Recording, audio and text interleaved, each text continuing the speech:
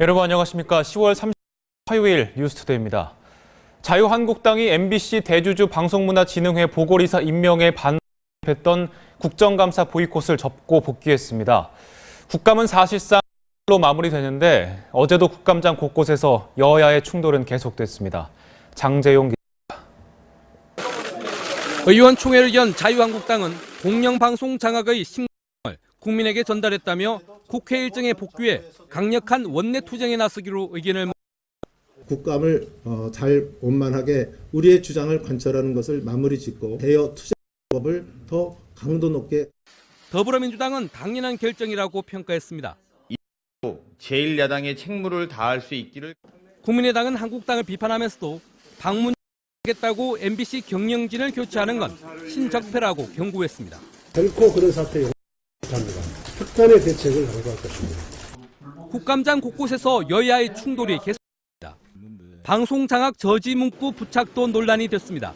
군사작전 하듯이 사장, 현재 부사장, 가택 수색, 압수수색 들어가고 이게 끝나고 나면 KBS 한다는 건 뭐든지 자명한 게시 글들을 제거해서 원만하게 진행될 수 있도록 설전도 이어졌습니다. 젖더위 위원장 있어. 좀 똑바로 하세요. 젖더위가 뭡니까? 신경민 똑바로는 그쪽이 뭔데 똑바로 하세요. 한국당은 방송문화진흥회 국정감사에서 사회를 맡았던 민주당 신경민 의원이 정주 이사장에게 고압적 태도를 보였다고 주장했지만 신 의원은 말실수나 결례를 생각하지 않는다고 일축했습니다. MBC 뉴스 장재용입니다. 배우 김주혁 씨가 어제 숨졌습니다. 김주혁 씨가 몰던 차량이 앞차를 들이받은 넘어지는 교통사고가 난 뒤 병원으로 옮겨졌으나 숨진 건데 경찰은 정확한 사망을 조사하기 위해 부검을 실시할 예정입니다. 전재용 기자입니다. 벤츠 승용차가 크게 찌그러진 채 계단 아래로 굴러떨어져 있습니다. 서울 강남구 삼성대로에서 벤츠 승용차가 앞서가던 그랜저 승용차를 뒤에서 들이받았습니다. 이후로 돌진해 아파트 벽면에 충돌한 뒤 계단 아래로 구르며 옆으로 넘어졌습니다. 벤츠 운전자는 배우 김주혁 씨로 사고 30여 분 뒤 구조돼 병원으로 이송됐지만 2시간 만에 숨졌습니다. 의식이 전혀 없고 호흡이 없기 때문에 저희가 CPR을. 김주혁 씨 승용차를 다친 그랜저 승용차 운전자는 경찰 조사에서 김 씨가 추돌 후 가슴을 움켜잡고 있더니 돌진해 아파트 벽면에 충돌했다고 말했습니다. 배우고 김무생 씨의 아들인 김주혁 씨는 46살로 1998년 방송사 공채 탤런트로 데뷔했습니다. 배우 생활을 맞아 영화와 드라마, 예능까지 종횡무진하며 대표적인 연기파 배우로 이름을 날렸습니다. 그는 김 씨의 승용차의 블랙박스 화면과 목격자들의 진술을 MBC 뉴스 전재홍입니다. 프로야구 기아가 두산을 제압하고 한국 시리즈 우승을 차지했습니다. 8년 만에 정상 등극으로 KBO 리그 최다 11번째 우승 트로피를 들어올렸습니다. 정희석 기자입니다. 뜨겁게 달궈진 기아의 화력은 두산 에이스 리퍼트까지 무너뜨렸습니다. 3회 버나디나의 적시타로 점을 뽑은 뒤 계속된 주자 만루 기회에서 이범호가 큼지막한 한 방을 날렸습니다. 한국 시리즈 역대 4번째 만루포로 기선 제압에 성공했습니다. 기아는 이에도 타선이 폭발하며 2점을 추가해 손쉬운 승리를 거두는 듯했지만 두산의 뒷심도 맞았습니다. 7회 6개 안타를 몰아친 두산에 6점을 내주며 한 점차 추격했습니다. 하지만 기아는 김윤동의 호투로 안정을 되찾았고 9회 말 승부수를 던졌습니다. 선발 투수 양현종이 마운드에 올라 만루를 허용했지만 두 타자를 뜬공으로 잡아내며 숨막히는 승부에 마침표를 찍었습니다. 2009년 이후 8년 우승으로 정규 시즌 1위 기아가 통합 우승을 달성했습니다. 2차전 완봉과 5차전 세이브로 기아 4연승의 시작과 끝을 장식한 양현종이 한국 시리즈 최수 선수의 영예를 차지했습니다. 우승해서 너무 좋고요. 또 다시 우승할 수 있도록 최선을 다하겠습니다. 감사합니다. 기아는 전신인 해태 시절을 포함해 11번 한국 시리즈에 올라 모두 우승하는 세우며 KBO 리그 최다 우승의 역사도 새로 썼습니다. MBC 뉴스 정. 최근 한미일 3국 6자 회담 수석 대표들이 협의를 이어서 한중 수석 대표들도 취임 이후 첫 회동을 갖습니다. 외교부는 오늘 중에서 이도훈 한반도 평화교섭본부장과 쿵시안유 중국 한반도 사무특별대표 6자 회담 수석 대표 협의를 진행할 예정이라고 밝혔습니다. 이번 협의에서 양측은 북한의 핵미사일 관련 상황 평가를 공유하고 한반도 안정적 관리와 협력에 대해 심도 있게 논의할 예정입니다. 홍종학 중소벤처기업부 후보자를 둘러싼 논란은 어제도 계속됐습니다. 이번에는 특목고 폐지를 주장했던 홍 후보자가 딸을 1년 학비가 1,500만 원에 달하는 국제중학교에 진학시킨 게 문제가 됐습니다. 육덕수 기자가 보도합니다. 홍종학 후보자의 중학교 1학년생 딸이 재학 중인 경기도의 한 국제중입니다. 과학고, 외고 등 특목고 진학률이 높고 학비가 한 해 1,500만 원에 달하는 것으로 알려져 있습니다. 홍 후보자는 특목고 자사고의 일반고 전환을 공약으로 내건 문재인 대통령의 후보 시절 선대 수립에 깊이 관여했고 국정기획위 자문위원도 역임했습니다. 홍 후보자 본인도 부의 대물림은 교육에서 시작됐다. 입시 기간이 돼버린 특목고를 폐지해야 한다고 말했습니다. 내로남불의 아마 결정체가 아닌가 싶습니다. 다른 사람들 특목고를 갈 수 없도록 폐지해야 된다고 주장하면서 자기 자식은 비싼 특수학교를 보내고 있습니다. 딸이 초등학생 시절 8억 원의 상가 지분을 증여받으면서 엄마 증을 쓰고 2억 2천만 원을 빌려 증여세를 냈다는데 총 1,800만 원에 달하는 이자는 냐는 논란이 또 나왔습니다.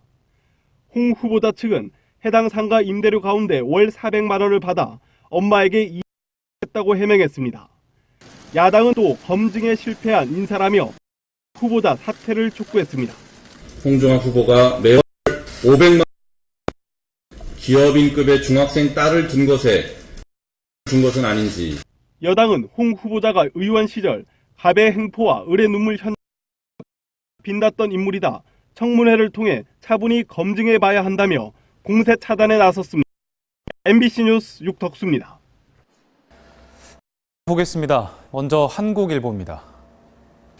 한 여성 아동범죄조사부 검사 아동학대 힘들어도 따뜻하게 생각하는 사람이 이 세상에 있다는 내용의 손편지와 함께 축구공과 축구화 을 선물합니다.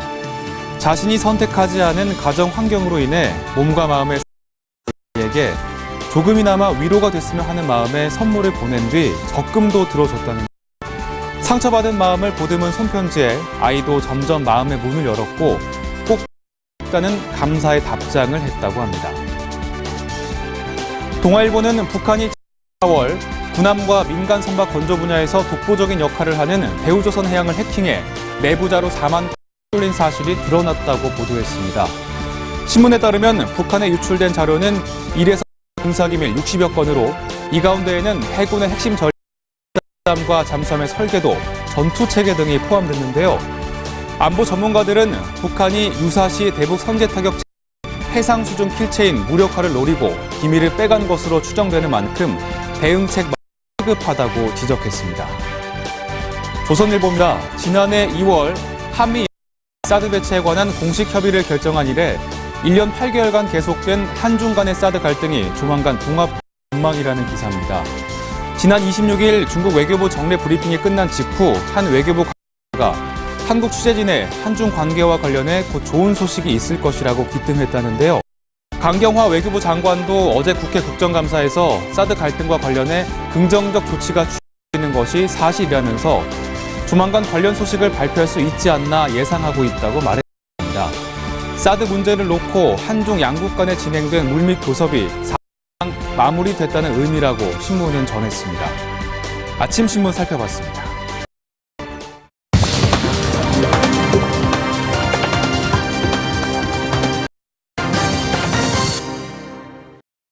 도널드 트럼프 미국 대통령의 대선 캠프 본부장을 지낸 폴 매너포트가 재판에 넘겨졌습니다.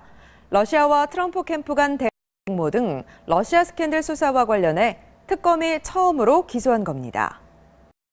트럼프 대선 캠프의 선대본부장이었던 폴 매너포트는 미국 대선 당시 정부의 트럼프의 선거운동을 도와달라고 한 혐의를 받고 있습니다. 그와 함께 트럼프 대선 캠프에서 부본부장을 맡았던 리처드 게이츠와 외교정책 고문을 지낸 파파도폴로스도 기소 명단에 포함됐습니다. 뮬러 특검은 이들은 이익에 반하는 공모와 돈 세탁, 해외 로비 활동 등과 관련된 12개의 혐의를 했다고 밝혔습니다.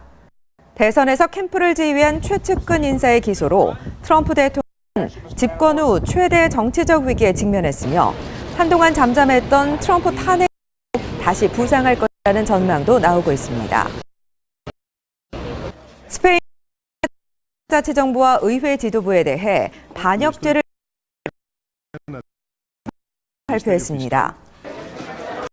반역할 인물을 밝히진 않았지만 카를레스 전 카탈루냐 자치정부 수반과 오리올 훈케라스 전 부수반, 카탈루냐 자치의회 등을 거론한 것으로 알려졌습니다. 이들에게 소유죄와 공금 유용 등의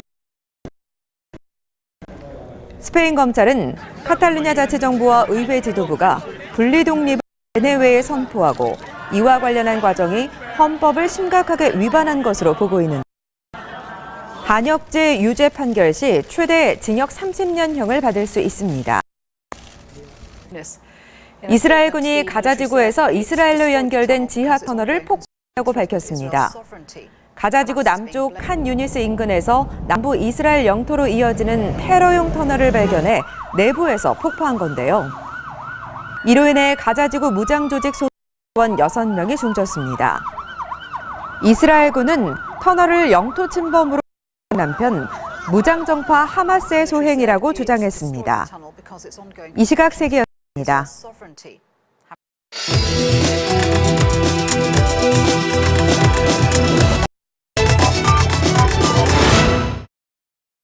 배우 송중기, 송혜교 커플이 100년 가약을 맺습니다. 두 사람의 새 출발을 축하하기 위해 연예계 톱스타들이 출동할 예정인데요. 화면으로 만나보시죠. 톱스타 송중기 씨와 송혜교 씨가 오늘 오후 서울의 한 호텔에서 웨딩 마치를 올립니다. 한류 스타 박보검 씨는 피아노 연주로 두 사람의 결혼을 축하할 예정이고요. 축가는 당초 알려진 가수 옥주현 씨가, 사회는 송중기 씨의 절친한 일반인 친구가 맡았다는데요. 비공개로 치러지는 결혼식은 주례 없는 성혼서약식으로 진행될 예정이라고 합니다. 흥보가 기가 막혀로 큰 사랑을 받았던 남성 듀오 육각수의 도미노 씨가 46살의 젊은 나이로 세상을 떠났습니다. 7년 전 위암 판정받았던 도미노 씨는 오랜 투병 생활 중 간경화까지 겹치면서 숨을 거둔 것으로 알려지는데요. 도미노 씨는 육각수라는 이름으로 지난 1995년 강대에 출전해 가요와 국악이 결합한 흥보가 기가 막혀로 금상을 수상하며 스타덤에 올랐습니다. 배우 신다은 씨와 이재왕 씨가 주연을 맡은 새 아침